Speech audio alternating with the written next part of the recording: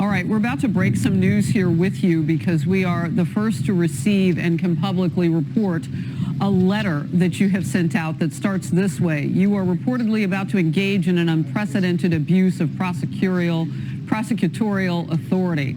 This is the case against former President Donald Trump, and the New York District Attorney could choose to indict Trump. Charges would relate to hush money payments to adult film star Stormy Daniels in the lead up to the 2016 presidential election. Former Assistant U.S. Attorney Andy McCarthy with this a bit earlier. I think it's clearly a misdemeanor. It's one that shouldn't be brought. And the attack on Bragg here, it shouldn't be a defense of Trump because it looks like this is a falsification of records. But the attack on Bragg ought to be that no one who was not Donald Trump would conceivably be charged with this.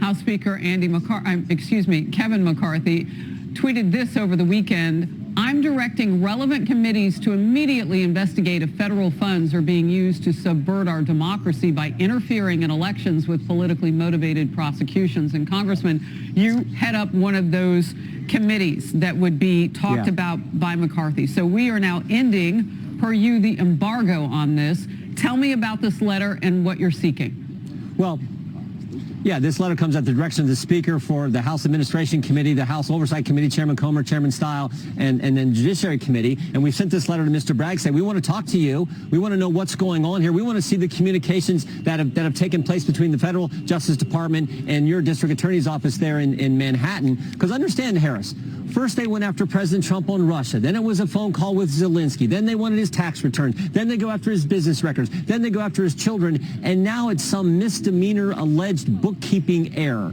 that they're going to, and this is from the prosecutor who initially didn't want to do this. In fact, he had people resign because he wasn't going to do this because no one else will bring this case. I mean, the DOJ didn't bring the case. The Federal District of New York didn't bring the case. The previous prosecutor in the district there in Manhattan didn't bring the case. Mr. Bragg himself didn't want to bring the case, but then he got pressured, I think, from the left. And I would say this, the one thing that has changed, the one thing that I think has changed his mind is President Trump announced he was going to run for president again. And suddenly here they go. Now they're coming after him for some alleged bookkeeping error. You've got to be kidding me. So we want to know what kind of federal involvement may have taken place here.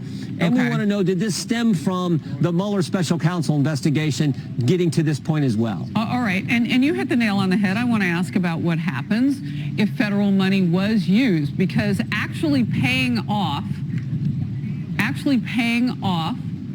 Stormy Daniels as hush money, as we would call it, is not illegal in the state of New York, as I've read it. So how does the federal money play a role if federal dollars were used for that? Well, we wouldn't use for that. Federal dollars may be involved. We're talking with the district attorney's office there, where the federal funds there, the federal nexus to us. But yeah, I think, what did they want President Trump did? Was he supposed to use campaign money? You can't do that. So this is, I think, just a ridiculous case that they are bringing. I think the people of this country understand it's ridiculous. We want to talk to Mr. Bragg. We're asking him for the communications he's had with the federal government. We're asking him to come in and testify. We'd like an answer by Thursday of this week. All right, real quickly, if federal dollars were used then by Alvin Bragg or anyone in his office to go after Trump, what happens? Well, that's a concern for us. We want to know what kind of communications may have taken place between the Justice Department and, because remember, the Justice Department didn't bring this case. They weren't going to do it. No one was going to do this until Mr. Bragg came along. That to me is a real concern here. So, and this is the same district attorney where there's now record crime in New York, where he downgrades most felonies to misdemeanors. The felony cases he brings, yeah, you're right there. The felony cases he brings, he loses half of them, and now he's going after the former president and a guy who's announced for president. And who's his star witness? Who's his key witness? Michael Cohen, a guy we all know has lied, who came in front of the Oversight Committee a few years ago and lied 6 times in front of Congress. That's their star witness for this case that no one else would bring. If this is not going after your political opponents and using the government to do so, I don't know what is. Congressman Jim Jordan, thank you very much. Thanks for breaking the news right here on the Faulkner Focus on this. We'll see what happens with that letter to Alvin Bragg. Good to see you.